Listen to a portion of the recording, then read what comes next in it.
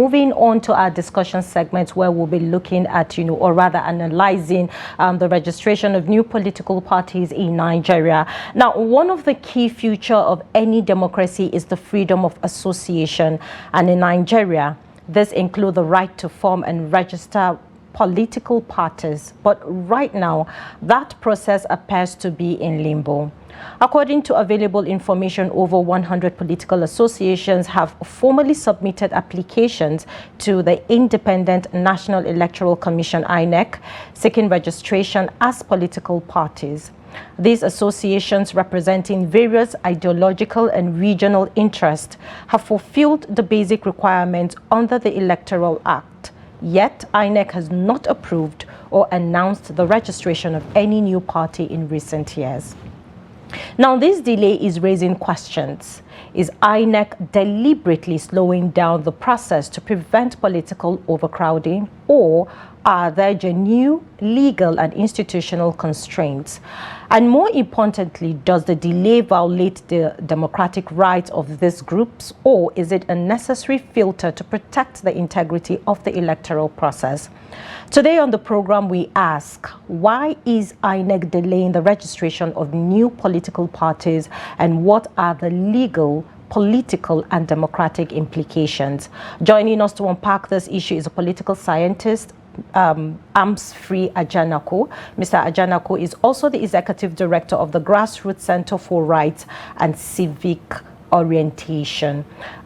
Before we take off on the discussion, thank you so much for coming on Daybreak. So firstly, let's just go straight. Really, what does the law actually say about party registration timelines, so that we get that understanding first and know the reason why INEC is delaying registering new political parties? All right, but then before we go on, I believe we have a short clip that we'll take a look at.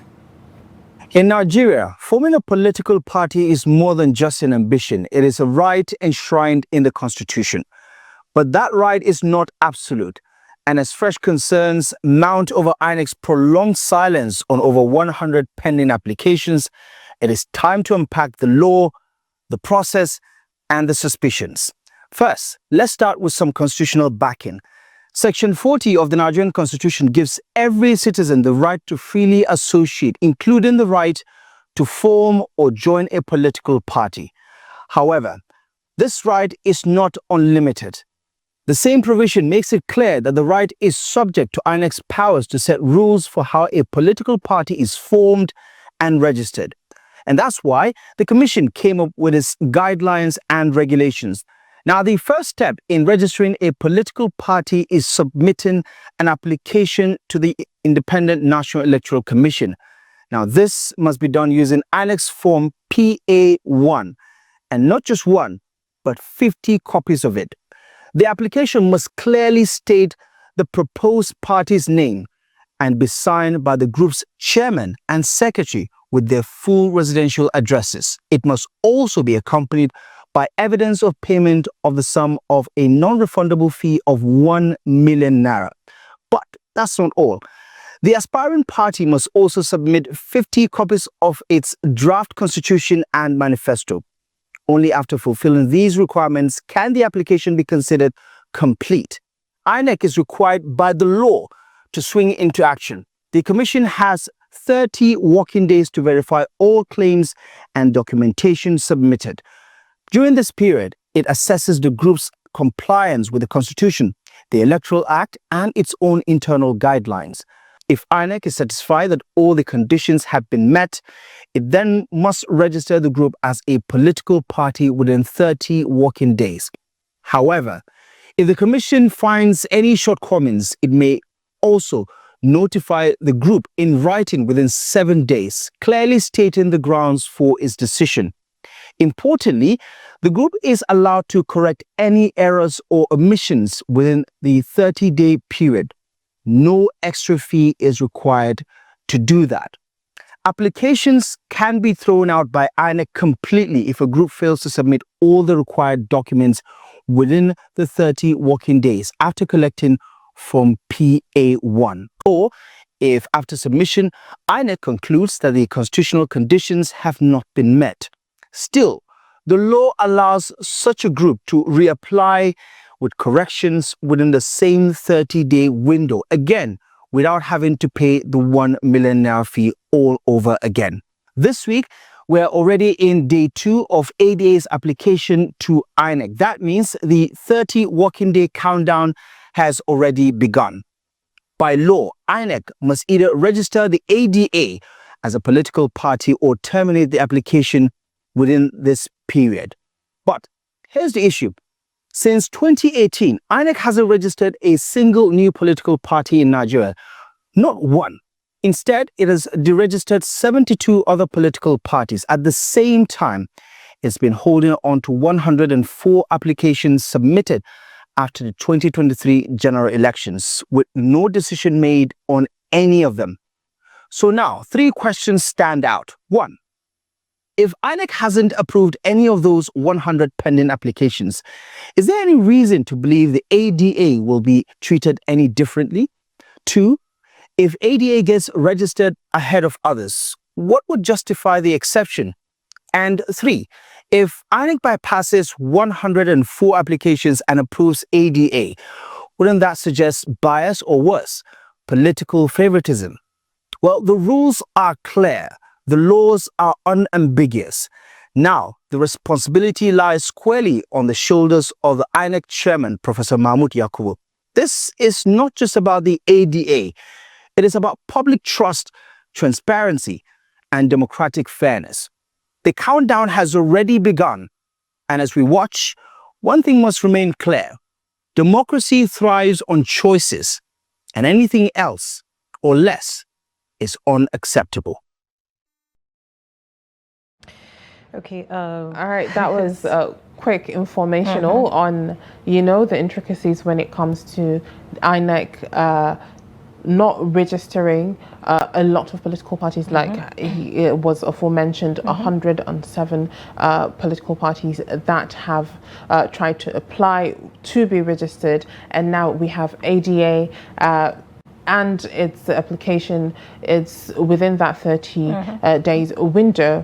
But then the question is, what are the implications of INEC not registering any political party since 2018?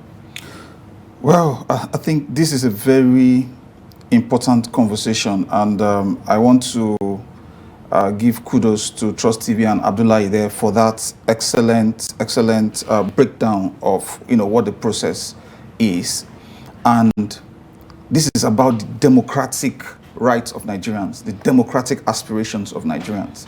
And you cannot say you are in a democracy and then you have an institution, an important institution in the democratic process, stifling that expression of the democratic will in terms of that right, of association. So as a civil society voice, I am vehemently in support of any political association that decides that it wants to go into the arena of politics and also be able to make its own contribution to Nigeria's political development and its democratic development. But having said that, there is the other part where we need to do a very fine balancing act about also the role of the political actors themselves. Because the Nigerian political actor, given the way we have run our democracy and given the way even our own party structure has evolved, they've not shown a real practical commitment to that democratic process, to the fidelity of the process, to the health of the process. And we see that in our elections. And that is why, if you look through the Electoral Act, you see the sheer number of sections that have been devoted to political parties, from Section 75 to Section 97. All of these talking about, the requirements. Now, any political association that has approached INEC and has done its homework, you would expect that they have all of these things in mind. Because it is one thing to say, okay, they've been denied, And it's another thing to say, have they actually come to the table with the right requirements? Because a few days ago, the INEC, a National Commissioner for Information and Voter Education, raised a pertinent point that what they have before them in INEC are just letters of intent. And so a letter of intent means that, oh, we have an intention and we are going to be submitting other documents. So we need to be able to carry on this conversation with a data-driven and evidence-based approach to say, have these political parties actually submitted their constitutions?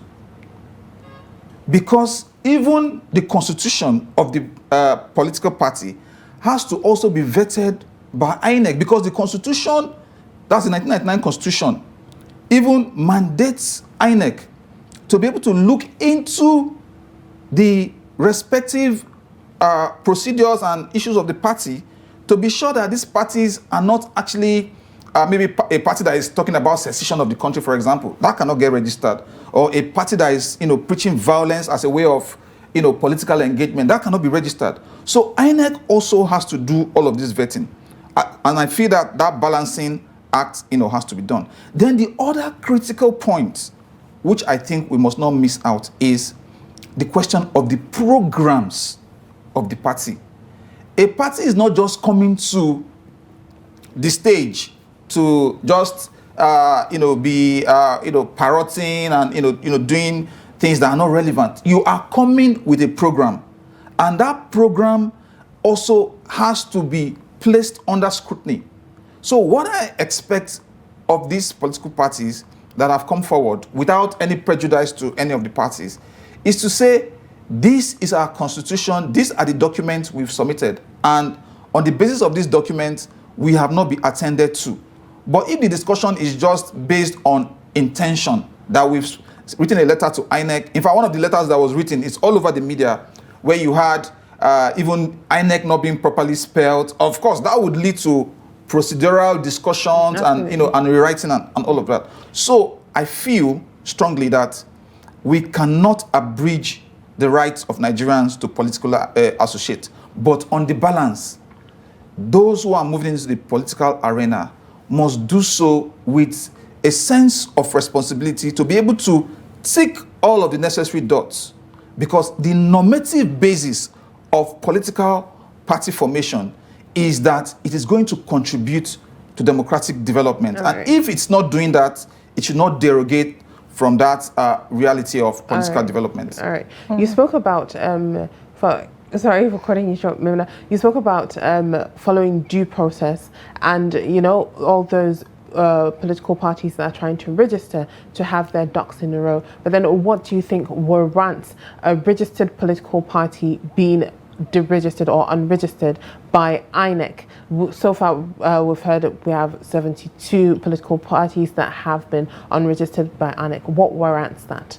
Yeah, so what warrants that is, of course, elections also go through a process of administration. And if, for example, a political party remains on the ballot and is not even recording any number of votes in an election, which speaks to the performance of that party, in as much as that party has the right, to come into the arena and all of that, then of course you begin to ask the question whether that party has that level of seriousness to really engage in the process. It's not any attempt to abridge the rights, but within the administrative framework. For example, we spend a lot of monies in printing ballot papers. And then if you go print ballot paper for 72 political parties with all of their logos, probably they are contesting in an election, and then it ends up that nobody has voted for that party. So that party is just occupying space on the ballot paper. And then it also costs taxpayers. It's money that belongs to you and I. And we're even talking about the cost of our elections. So in that context, I would say that the registration will be justified if a party has not really shown that character and shown that capacity to really be able to engage the electorate, and then, as you can see, translating in terms of vote in a free and fair context. So that is really very important. But of course, there's the other question of the cost of elections. We are complaining as a country that, there's scarcity of resources. We need resources for education, we need resources for healthcare. So our democratic process should be such that evolves in a manner that we are saving costs. And that is why one of the reforms that INEC has taken to the National Assembly, which my organization will wholeheartedly support, is this question of phasing out the PVCs. Phase out the PVCs. If people can, have, digital means of self-identification at the polling units, why do you need to, just print PVCs? You have to distribute PVCs to all the local government. At the end of the day, much of these PVCs are not even collected. And then it's still the same situation of people being excluded from the political process. So I'm just linking that to the political parties to say that we must now move away from, a situation of wastefulness, which sometimes I believe that our electoral process, the procurement is so heavy, is so big, and part of this printing of ballot papers, sometimes even in some elections, you see party A, they don't get one vote. So what are they doing there on the ballot? Why are they occupying space on the ballot? So there has to be some measure and some guidelines in terms of how you recalibrate the political party process, not for the purpose of exclusion now, we're against that, but to ensure that the people who are in the arena, they are actually serious players and they're actually engaging and they're actually delivering on their mandate as political parties. So with with all of what you have mentioned, you stated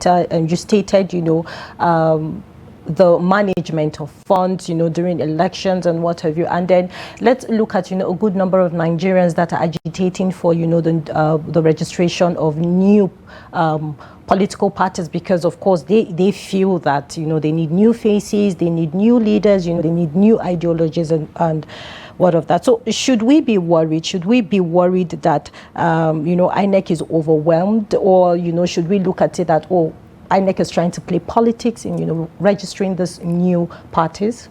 Yeah, so I think for that point, this is one of the issues that came up, for the Uwais committee report, the recommendation on electoral reform, which talked about the need to unbundle INEC, unbundle INEC itself in a way and manner that it becomes really much more efficient and focus on its core mandate of being an elections management body, such that you now have a separate body for political party registration. That has not happened yet, but there is a case for that situation, such that you remove INEC from this situation that seem like conflict of interest. Like, does he want to register this party? Is he looking at the faces of the party or the owners of the party or the people who are trying to register the parties, before the process of registration is undertaken and all of that. So there is still a compelling and a necessary case for that reform, that incremental reform in INEC, such that because we even have the issue of political party monitoring. Political party monitoring.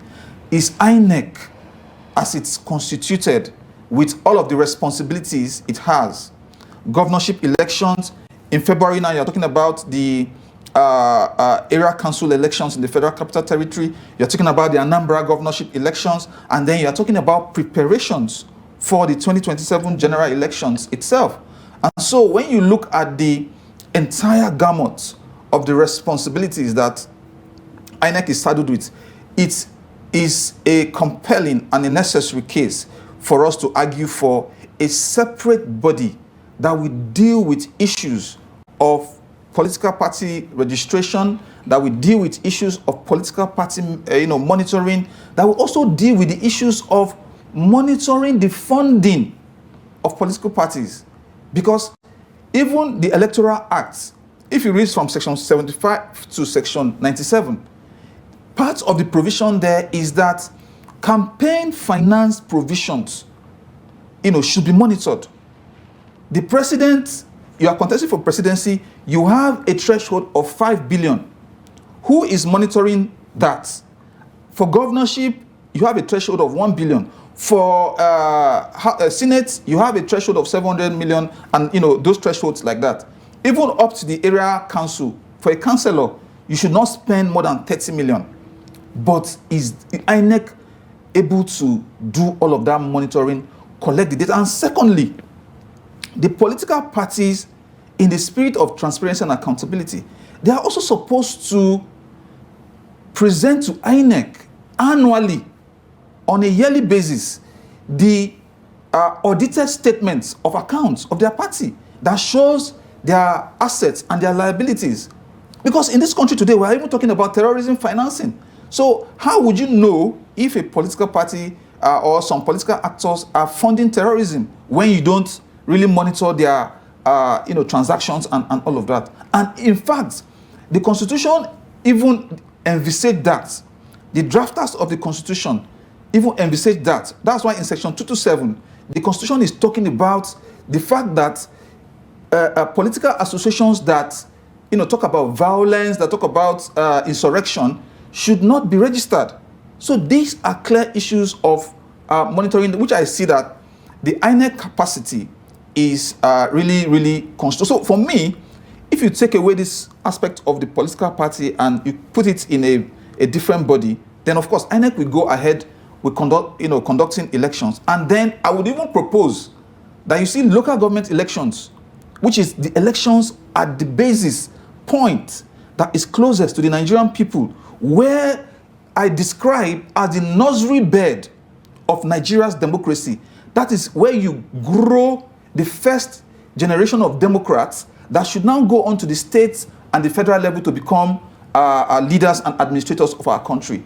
There is no democracy there. So if INEC, based on the arrangement, can even be the one conducting those elections, then probably collaborating with that may not mean we remove the state independent electoral commissions, but at least INEC will play some role in that to make the process a lot more transparent and impartial, so that you don't also have a situation where you have one political party in a state that will just sweep all the councillorship seats, sweep all the chairmanship seats, and we are not seeing democratic development in our grassroots. And that is the bane of the fact that when you hear that people say we don't feel the impact of governance, we don't feel the presence of governance in our communities, this is the heart of the matter. Well, we know that politics is a grassroots game at the end of the day. Well, speaking about INEC and, as you said, unbundling INEC, maybe having different departments that take care of different aspects of what INEC is its responsibility. But then at the end of the day, there have always been speculations of INEC having interference from outside, actors. Do you think with doing that, it will cut those speculations, or, you don't know how true it is, of those interference in INEC? Because as they always say, INEC is not truly independent. Yes, I totally am in line with that point of view, and we cannot run away from the fact, and there is no mistaking the fact, that the question of independence of INEC from an institutional point of view is something that has remained on the debate. Because the president, for example, is going to be a participant. In fact, his party has already coronated him. Even all of the defections we are seeing, they are driven by the fact that he is the incumbent, and he's going to be running in 2027. And then he gets to appoint the umpire. He gets to, so no matter how you say, the person will be independent, INEC is on first line charge, INEC, has independent in its name and all of that. That in itself is a major flaw that we have to, at some point, have a discussion about in our country, if we truly are committed to the principles of free, fair, credible, and impartial elections, where there is a level playing field. So anybody that gets appointed to INEC, I would not read too much if the person is pandering, because it's the person that actually appointed you. But we see in some other parts of the world where appointment to INEC is something that is advertised, and then there will be candidates application and all of that, and then they will go through various institutional processes. For example, there was this whole discussion that the National Judicial Council should be the body that should lead that process, and then you should have a lot of civil society oversight. And we've seen situations in Nigeria where we saw politically exposed persons, where we saw aides of politicians being appointed into INEC. This will not augur well for our democratic process. And for us as citizens, we must continue to carry that banner, that clarion call for reform of our electoral institutions, because that is the only basis on which we can advance the democratic process. And if we do not do that, there is an implication, like you talked about implication. The implication is that there will be apathy. And I will give you a data to tell you about apathy, especially with the grassroots election, 2022 FCT Area Council election. AMAC, where we are right now, where this studio is located, where Daily Trust has its headquarters, AMAC had a voter turnout of 5% of the registered voters. 5% when ballot papers had been printed on the basis of registered voters. So you can see the quantum of waste I'm talking about. So you had 5%. The highest level of participation in the whole of FCT in the area council election was 19% turnout, recorded in Abaji, 19%. And we can see that increasingly there's a decline in participation. And if democracy, we say it's about participation, we say it's about bringing people together, ensuring the voices of people are heard, and our electoral process, because of the flaws and the weaknesses that characterize it, is driving people away. People are being alienated from our electoral process and, by extension, our democratic process. And so we are actually running a minority democracy where the smallest number of voters, voting, and so if you run that kind of a system, what you also have is that there is no democratic accountability. And part of the challenge we see in our country today is the absence of democratic accountability. If somebody knows that if I'm occupying an office and I do wrong, in the next election, I will get re-elected, then there's no reason for them to change. There's no reason for someone else to come and do something different. And this is at the heart of the crisis of our democracy. But in spite of all of this, I go with that whole mindset that we should not just agonize, we should organize. And that's why already the primaries for FCT Area Council election is already going on. I call on the people to participate. I call on the political parties to ensure that they adhere to the principles of democratic accountability. In terms of their delegates and all of that, they should ensure inclusion, because we see women being excluded. We see people with disabilities being excluded. We see, people are not treated as if they are a part of the democratic process. And so all of these would not augur well for a democracy. All right. So can I go ahead? All right.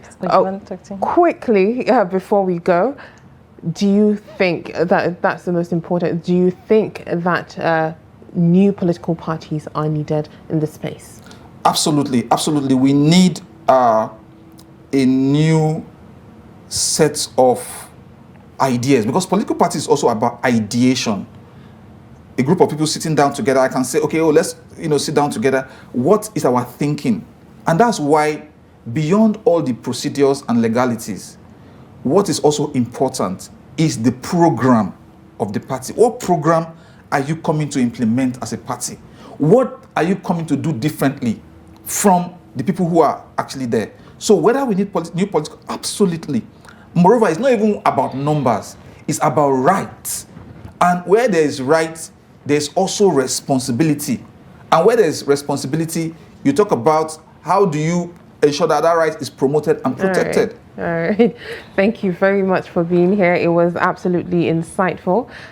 Thank you so much, Mr. Armsfree Ajanaku, for being here. Thank you so much. Thank you so much for coming.